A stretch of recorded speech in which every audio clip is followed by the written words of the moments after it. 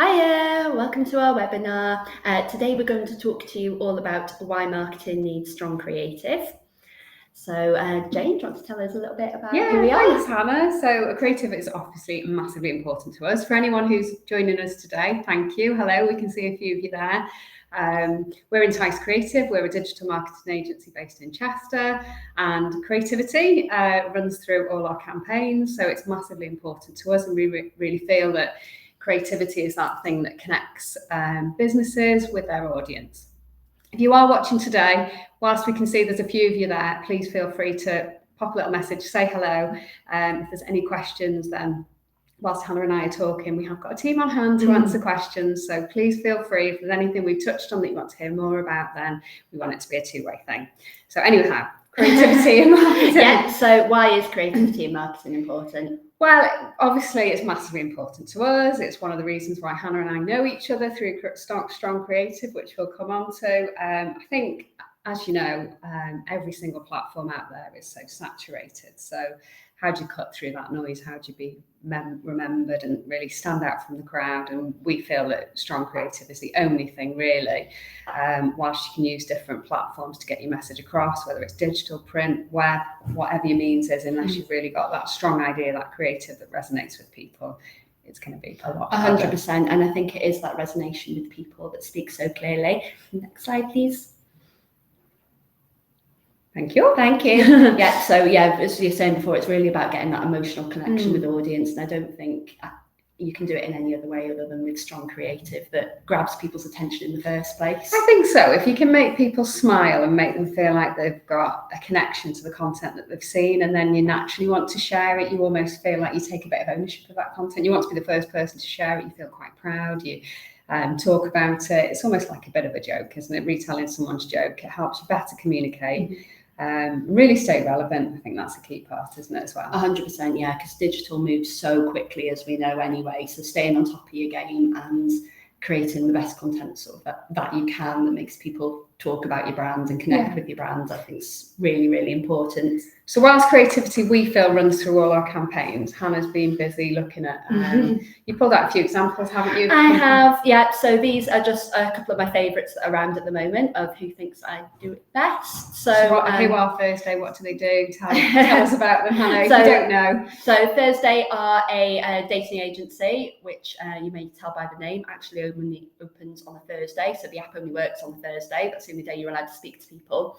And this one sort of first caught my eye, I think it was last year. And this girl here on the pictures is Anya Jackson.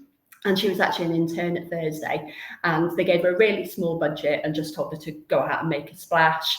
So there was all these signs. This is proper like guerrilla marketing at its finest, really. There was a pair of handcuffs, so they just chained her into the centre of London. It got people talking. She went viral. It was all over LinkedIn, but it was all over the papers and everything as well. And it really got people talking about Thursday and who are they. And you can see now that creative have kind of Thursday even have ran with this sort of creative campaign. They always have like signs and things now, but it all kind of started with this. So I think it's a really nice example of an easy way to kind of get your name out there. I mean, it's not going to be for everyone, but yeah, but it's quite relevant to totally relevant to the audience. 100%, yeah. The brand is creative. It's very simplistic, but nice example of low budget as well. Yeah, exactly. So the next example we have is Dash. And these are flavoured water, and they do a couple of different things, but what I really like about them is they're often quite reactive. So as you can see here, the Harry and Meghan suing the papers storyline is quite big, and obviously then they stood outside the courthouse with this sign, which is quite tongue-in-cheek, but I quite liked it, and it definitely again got Dash notice. It was quick, reactive, wasn't it? So they were stood there with a sign, were they, behind the yeah, as far as I'm aware, but I just thought it was really clever. And then obviously this little thing here, sort of like you picked our new flavour, who got the green light. There's just a nice little thing that I picked up on their socials. So it's a really nice way to get your audience involved. It's not guerrilla, it's not a thing, but but it's a nice way to get people involved and feel like they're responsible and interact with your audience. And I feel like if you can get people feeling that, oh, I picked that flavour, I've got to go and now try it. I think that's a really nice way to talk to your audience. I feel like I need to try it now. Yeah. So exactly, it works. See if it lives up. But if you voted in that, you'd feel like you wanted to go and pick the Apple one, wouldn't you? And try it, because it's like, well, I feel responsible for this now. And actually, it's such a saturated market. So how do you... Let's be honest, a drink is a drink, and they're probably sorry Dash, but I'd imagine that they're all quite similar, and it is that creative, that brand that drives the desire. It's a thing that caught my attention anyway, and I think you've seen it do with Walkers and stuff as well, like the adverts and picking the flavours of crisps and stuff like that. It's something that's been done before, but it's a really nice way. Yeah, we've got Prime. I've got 2 children in my house, so Prime is the one that's all in demand, and it's crazy what they can charge. I blame TikTok for that. So next example I've picked out here is Surreal. So you may or may not heard of the cereal yet, but you most certainly will have seen these on LinkedIn.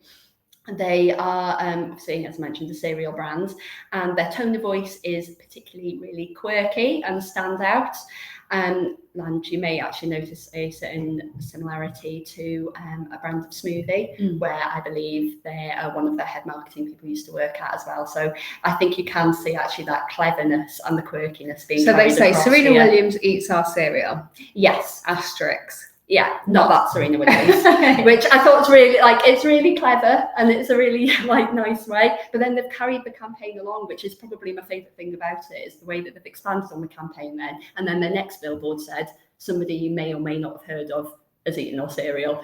And it's like, our lawyers made us write this. And they've made an entire joke about that now, and they've carried it on. And I've actually driven past these, and I'll be honest, I just took it as in she was an ambassador of the brand. So it's clever. And then when you realise, oh, actually, it's their way of being creative and funny around it, you've already bought into the brand. It's caught your eye. It's exactly. And I just like the tone of voice. I thought, this is the one that I picked out here. The billboard is this isn't an advert for cereal. This is it's just a really quite quirky, nice way of marketing. I really like the tone of voice. It's really kind of standard. And it follows through to the packaging. It's all fun. It's creative. They're definitely, when you look at cereal, when you take it out of the box, when you take it away from the ads and you compare 2 brands, there's not a lot in it. It is that creative. Yeah, exactly. And the brand in the name, like the logo and stuff as well. I like it. It all ties in nicely. It's really cohesive. Yeah. Where next? That's the thing, isn't it? When you go out with strong creative like that, you've got to keep it up. I know. So, and then final example I picked out. So I wanted to go with kind of more of a typically boring brand here. So finance, but Monzo do it really well. So these, again, and they're not guerrilla. It's not completely mad out there, but I find them really relatable. They know their audience and they speak really, really nicely to them. So they speak to their customers. So our wedding costs 4K and there's nothing to do differently. They tell the stories about how their customers have used Monzo to do things pay for weddings. But then obviously next to it as well, I've just taken a screenshot of their social. And it's how much do you care about your friends until you're buying them a wedding gift? You don't know how. And it's just a really nice, so they're essentially talking to the same people, but in just 2 different ways. And I suppose when you're in that category, that late 20s, early 30s, all your friends are getting married, so it's quite a nice way to tie in finance with what's topical to you. Exactly, and I think these are Monzo's target audiences, people who've got something to save for, because it is a prepaid credit card, so it's really good. And I think this Glastonbury example is perfect for that.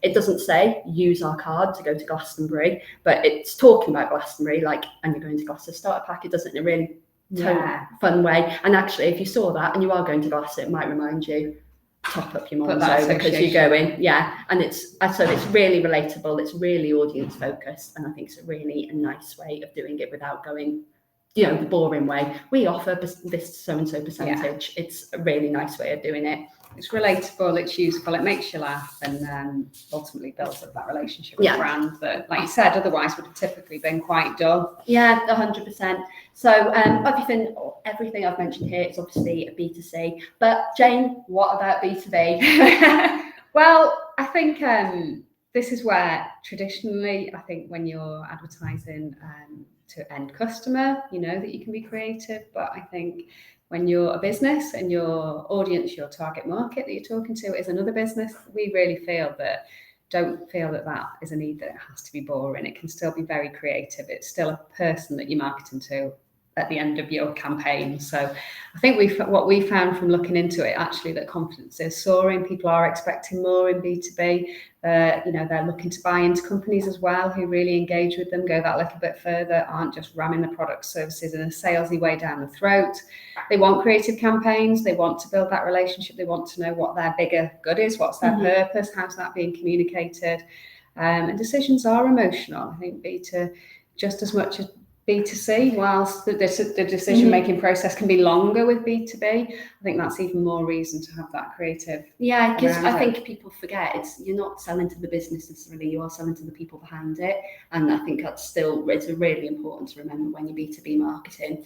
But I think, as LinkedIn showed with this study, that actually like B2B is stepping up its game, and lots of people now are finding different creative ways to do it. There's loads of different people on LinkedIn, sort of like influencers as you can, talking about why you should step out of the box. And I think it can be difficult. I can certainly see why businesses struggle if you've got a service, not a shiny product in a box that you're advertising. You're not selling like the cereal or the drinks. You're selling financial advice, which we will come on to.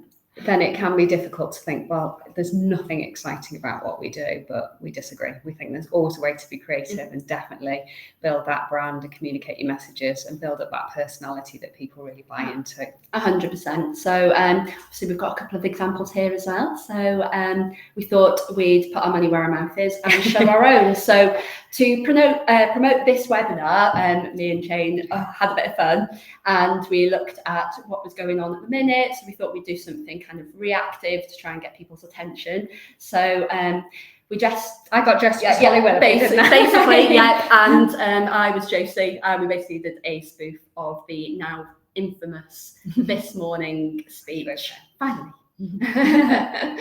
So yeah, unless you were living under a rock, everyone I think knew what was happening at This Morning with the Phil Holly scandal. So that week that she'd gone out on air for the first time and said it's great to be back, I'd just come back from a week in Dubai, so we were like, do you know what, we've got to practice what we preach. So whether you saw it or not, look out for it. And it was it certainly got us the most sign-ups on this. Yeah, we'll put a comment to it in the links if you want to see it. But yeah, it was it went down quite well. I think a lot of people got the joke, and obviously it did grab attention for the webinar, which was our end of purpose. So yeah, and then about a week ago as well, everyone was talking about Kourtney Kardashian and her pregnancy announcement at the Blink-182 gig, and so obviously I kind of jumped on that trend as well, and yeah, that went down really well. But anything you can kind of do that's a bit out of the box, rather than literally just posting, hey, we're doing a webinar, would you like to come along? Yeah, this is just a different reactive way of doing it.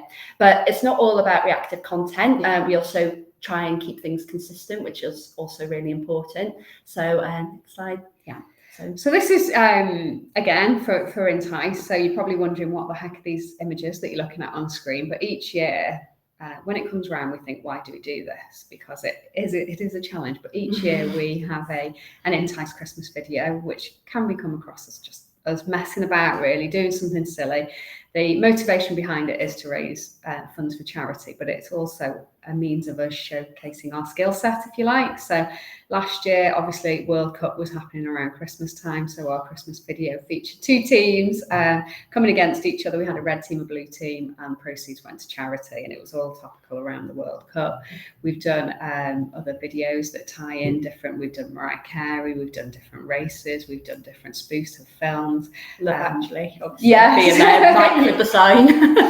And before Hannah joined us as our head of content, she was actually working at another business, and she'd said to them, have you seen Entice? Have you seen these videos that they're doing for Christmas? I think we need these guys to do some video for us. So whilst it's us being silly, having to play around. 100%. And it did actually, when I was on the client side, that's what stood out to me. It was the personality that stood out to me. And actually now that we're doing it year on year, you do get clients asking us, what are you doing this year? It does have that pressure. Like I was saying yesterday earlier, like, how are we going to top this now? What are we going to do now? I know, it starts planning earlier and earlier. So it'll be August soon, so I'll start planning for Christmas.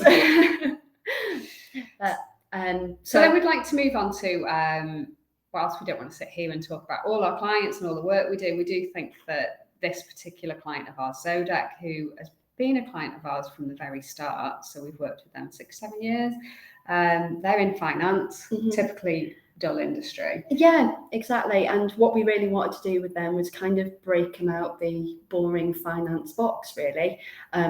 Get rid of the stock photos of people's calculators and just kind of make it fun and bright and interesting. Like, obviously they're in recruitment finance, they're talking to recruiters. Recruiters typically aren't boring people, actually. So we thought we wanted to do something to make them stand out. So we threw a load of colour on it. As well. So Do It Your Way, is that our latest campaign? Do It Your Way was the startup campaign to encourage people to start your own recruitment company. And the healthcare one is the most recent one, so that's taking care of your cash flow. And and there's the Don't Let Them Give You a Run for Your Money. It's just kind of a general one that we sort of threw out there as well. But it's all gone down really, really well, actually. Our campaigns have been shortlisted for multiple awards now in the industry, so it's something that actually we're quite proud of and do the content team for it. But exceptionally proud of. Yeah.